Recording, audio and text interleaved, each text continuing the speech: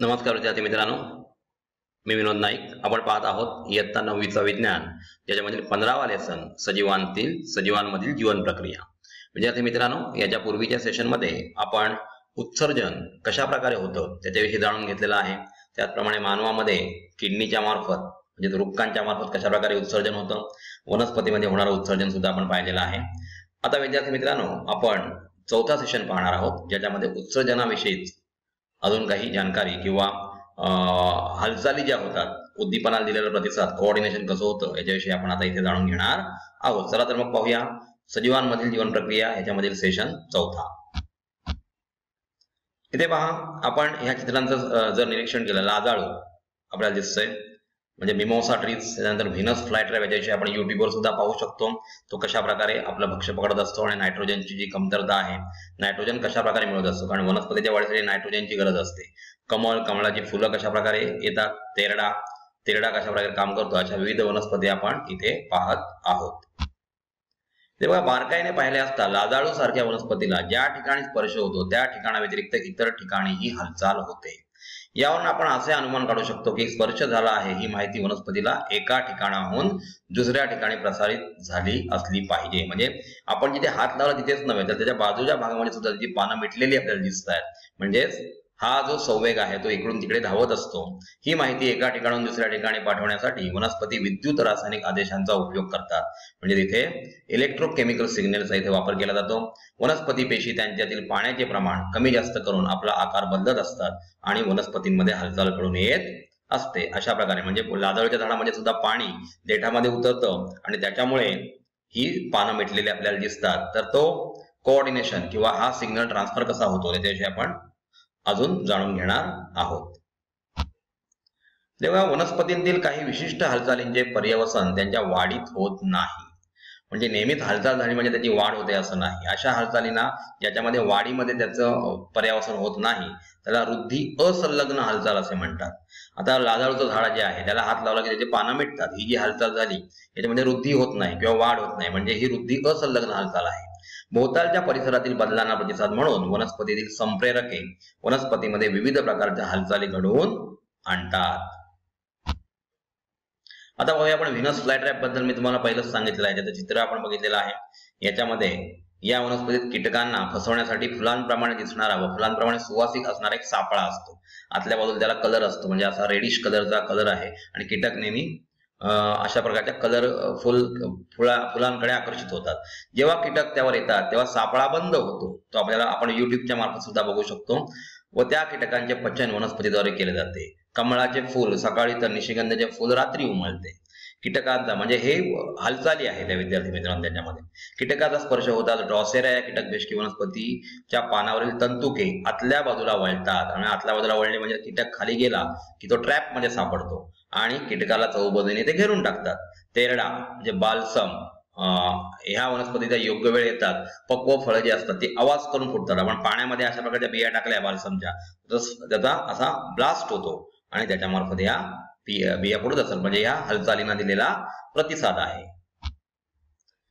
आता बघा मानवातील समन्वय. आपण वनस्पतीतील समन्वय ह्याच्या आधी बघितलेला आहे. आता बघूया मानवातील समन्वय. याच्यासाठी आपण बघा, तुमच्या शाळेच्या पटांगणावर चालू असणारा सामना पाहत असताना खेळाडूंच्या हालचालींमध्ये नियंत्रण व समन्वय आढळेल. या वेगवेगळ्या कृतींची यादी करा. विद्यार्थी मित्रांनो, तसंच मी तुम्हाला सांगतो की एखादा डान्स चालू असेल, बरीचशी माणसं डान्स करत असतील स्टेजवर, तर त्यांच्यामध्ये सुद्धा समन्वय आपल्याला दिसतो. तसाच ह्या पटांगणावर सुरू असलेल्या मॅचेस मध्ये सुद्धा आपल्याला काही समन्वय आढळतो. मानवी शरीरात एकाच वेळी विविध क्रिया घडून येत असतात. त्या क्रियांचे उत्तम प्रकारे व परिणामकारकरित्या समन्वय व नियंत्रण करणे गरजेचे आहे. जर समन्वय झाला नाही तर मात्र अशा प्रकारे काही बिघाड आपल्या शरीरामध्ये होऊ शकतो. आता हा जो समन्वय आहे तो 2 यंत्रणांद्वारे केला जातो. त्या यंत्रणा कोणत्या ते आपण आता पाहणार आहोत. बघा, चेता नियंत्रण. पहिली यंत्रणा आहे ती आहे चेता नियंत्रण. म्हणजे नर्वस सिस्टीम, नर्वस कंट्रोल आहे. पर्यावरणातील बदलांना प्रतिसाद देण्याची क्षमता मानवामध्ये चेता नियंत्रणाद्वारे प्राप्त होते. म्हणजे परिसरामध्ये एखादा बदल झाला तर त्याला प्रतिसाद देण्यासाठी आपल्या चेतापेशी काम करत असतात. पर्यावरणातील बदलाच्या अनुषंगाने मानवी शरीरात आवेग निर्माण होतात. पेशींमध्ये या आवेगांना प्रतिसाद देण्याची क्षमता निर्माण करण्याचे महत्त्वाचे कार्य चेता नियंत्रणाद्वारे केले जाते. म्हणजे काही जे आवेग असे जे इफेक्ट्स निर्माण होत असतात त्याचं चेता नियंत्रणाद्वारे म्हणजेच नर्वस सिस्टीमद्वारे त्याचं त्याला जी प्रतिसाद जो दिला जातो तो तयार केला जातो. आवेगांना प्रतिसाद देण्याचे कार्य हे सजीवांच्या शरीर रचनेतील क्लिष्टतेवर अवलंबून असते. अमिबासारख्या एकपेशीय प्राण्यांमध्ये अशा प्रकारचे आवेग व प्रतिसाद निर्माण करण्याची चेतासंस्था नसते, कारण एकपेशीय आहे. आपल्या हाताला समजा एखादा मच्छर चावला, डास चावला, तर त्या डासासाठी डास चावलेला आहे त्याचा मेसेज पहिला आपल्या स्पायनल कॉर्डला जातो, तिथून तो मेंदूला जातो म्हणजे ब्रेनला जातो, आणि मेंदू त्याच्यावर ऍक्शन घेऊन आपल्या मसल्सला तो ऑर्डर देतो आणि त्याप्रमाणे त्या मच्छरला मारला जातो. परंतु मानवासारख्या बहुपेशीय प्राण्यांमध्ये लक्षात घ्या, आवेगांना प्रतिसाद देण्यासाठी चेतासंस्थेसारखी यंत्रणा कार्यरत असते, कारण आपला कॉम्प्लेक्स स्ट्रक्चर आहे. हे नियंत्रण शरीरातील विशेष प्रकारच्या पेशींद्वारे केलं जातं आणि या पेशींना आपण चेतापेशी असं म्हणतो. आता बघा, चेतापेशी म्हणजे न्यूरॉन शरीरात एका ठिकाणाहून दुसऱ्या ठिकाणी संदेशाचं वाहन करण्याचं काम या चेतापेशी करत असतात. चेतापेशी या मानवी चेतासंस्थेतील रचनात्मक व कार्यात्मक घटक आहेत. मानवी शरीरातील आकाराने सर्वात मोठ्या असणाऱ्या चेतापेशीची लांबी काही मीटर पर्यंत असते. लक्षात घ्या विद्यार्थी मित्रांनो, म्हणजे छोट्या सुद्धा असतात आणि मोठ्या सुद्धा असू शकतात. चेतापेशींमध्ये विद्युत रासायनिक आवेग म्हणजे इलेक्ट्रोकेमिकल सिग्नल्स तयार होत असतात आणि चेतापेशींना आधार देणाऱ्या व त्यांच्या कार्याला मदत करणाऱ्या पेशींना चेताबंध किंवा न्यूरोग्लिया असं म्हटलं जातं. चेतापेशी आणि चेताबंध यांच्या सहाय्याने चेता नर्व्स बनत असतात. म्हणजे चेतापेशी आणि चेताबंध यांच्या सहाय्याने नर्व्स अशा प्रकारचं एक स्ट्रक्चर बनत असतं.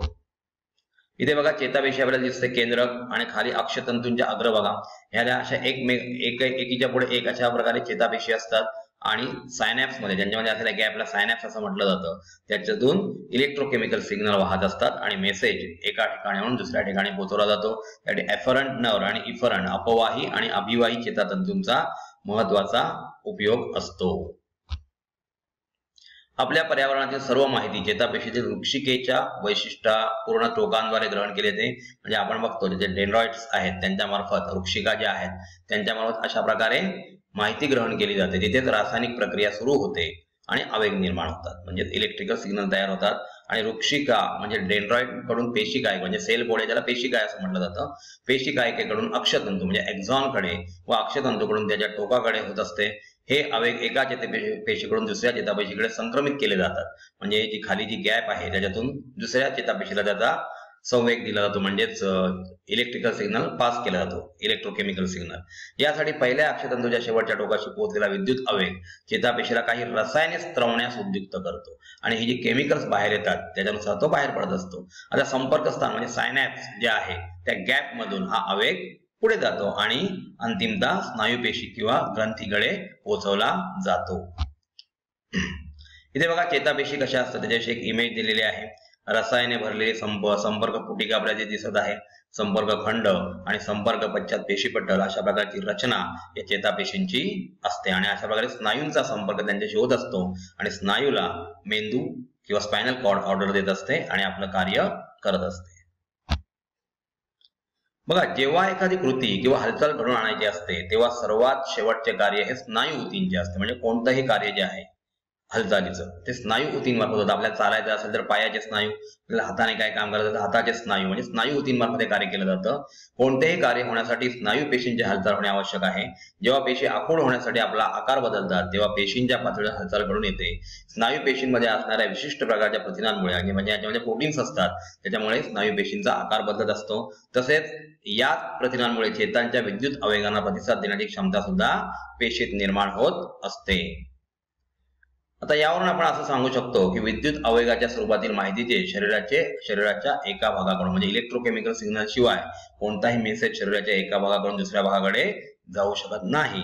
सजीवांची ज्ञानेंद्रिय आपल्याला माझ्या जीभ किंवा कान किंवा आपण डोळा म्हणतो, त्वचा, आणि त्यांची वेगळी कार्य आहेत. रुचिग्राही व गंधग्राही चेता कुठे असतात? रुचिग्राही आपल्या जिभेवर असणार आणि गंधग्राही आपल्या नाकामध्ये असणार.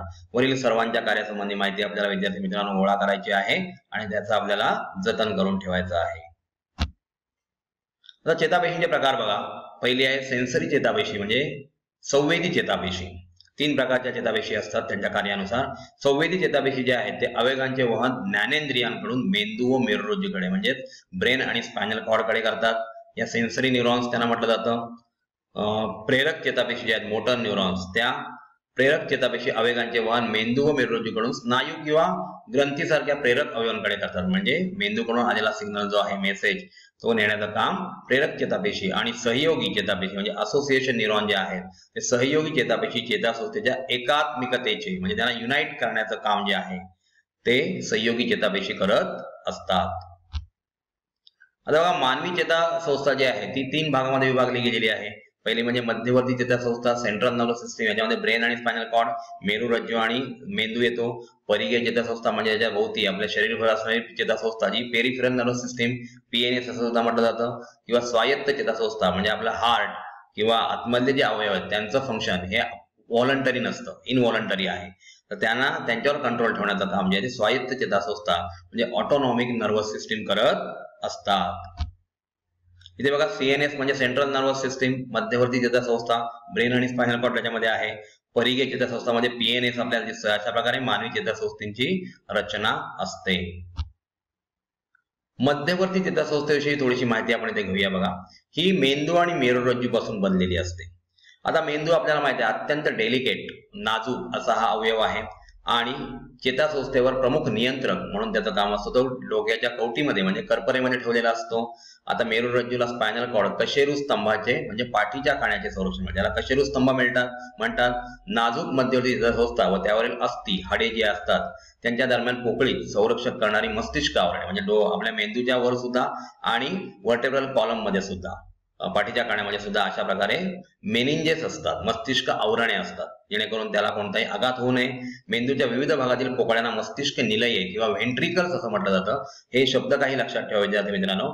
मेरुरज्जू मधील लांब पोकळी जी असते त्याला मध्यनाल किंवा सेंट्रल कॅनल असं म्हटलं जातं. मेरुरज्जू म्हणजे स्पायनल कॉर्ड, मस्तिष्क निलये म्हणजेच व्हेंट्रिकल्स, मध्यनाल म्हणजे सेंट्रल कॅनल व मस्तिष्क आवरणामधील पोकळ्यांमध्ये प्रमस्तिष्क मेरुद्रव असा एक द्रव असतो ज्याला प्रमस्तिष्क मेरुद्रव किंवा सेरेब्रो स्पायनल फ्लुइड असं म्हणतात, तो असतो. हा द्रव मध्यवर्ती चेतासंस्थेचे पोषक द्रव्य पुरवतो. तसेच आघातांपासून तिचा शॉक ऍब्झॉर्बर म्हणून म्हणजे संरक्षण करण्याचं काम सुद्धा हा द्रव करत असतो. आता बघा मस्तिष्क पुच्छाला इजा झाल्यास व्यक्तीचा मृत्यू होऊ शकतो कारण तिथून स्पायनल कॉर्ड बाहेर निघत असते. स्पायनल कॉर्ड तुटली तर आपल्याला मृत्यू सुद्धा येऊ शकतो. आता मेरुरज्जू बघा स्पायनल कॉर्ड हा मध्यवर्ती चेतासंस्थेचा भाग आहे. ब्रेन आणि मेरुरज्जू हे त्यांचे भाग आहेत आणि तो कशेरू स्तंभामध्ये म्हणजे व्हर्टेब्रल कॉलम मध्ये स्थिर असतो. तो काहीसा जाडसर असून तो पुढे निमुळता होत जातो. त्याच्या शेवटी तंतुमय धाग्यासारखा भाग असतो त्याला अंत्यतंतू किंवा फायलम टर्मिनेल असं सुद्धा म्हटलं जातं. इथे बघा आपल्या कशेरू स्तंभाची किंवा व्हर्टेब्रल कॉलम मेंदू ची रचना कशी आहे, मेंदूचे विविध भाग आणि त्याची कार्य आपण इथे बघतोय. मेरुरज्जू त्याचप्रमाणे चेतापेशी कशा प्रकारे असतात त्याच्याविषयी या इमेज मध्ये आपल्याला समजतंय. इथे बघा मेंदूचा भाग आणि त्याची कार्य. प्रमस्तिष्क म्हणजे सेरेब्रम म्हटलं जातं. ऐच्छिक हालचालींचे नियंत्रण म्हणजे व्हॉलंटरी मुवमेंट इथे कंट्रोल केल्या जातात. मनाची एकाग्रता, नियोजन, निर्णय इथे घेतले जातात. स्मरणशक्ती म्हणजे मेमरी प्रमस्तिष्क मध्ये असते. बुद्धिमत्ता व बुद्धिविषयक प्रक्रिया इथे मेंदूच्या ह्या भागामध्ये केल्या जातात. अनुमस्तिष्क म्हणजे सेरेब्रम आणि सेरेबेलम म्हणजे प्रमस्तिष्क आणि अनुमस्तिष्क. ऐच्छिक हालचालींमध्ये सुसूत्रता आणणे म्हणजे कोऑर्डिनेशन ठेवणं. आपण चालत असताना आपण पडलो नाही पाहिजे म्हणजे अनुमस्तिष्क तो कंट्रोल करत असतो.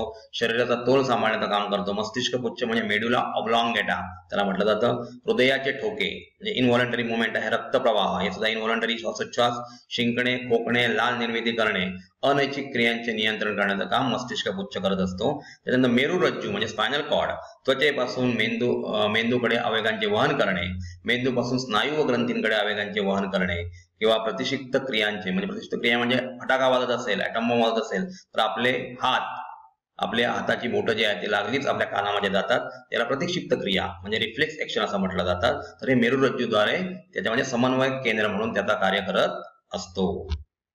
तर विद्यार्थी मित्रांनो अशा प्रकारे मानवामध्ये मेंदू मार्फत किंवा स्पायनल कॉर्ड मार्फत सेंट्रल नर्वस सिस्टीमच्या मार्फत कशा प्रकारे कंट्रोल केला जातो याच्याविषयी आपण ह्या सेशनमध्ये जाणून घेतलेलं आहे. धन्यवाद.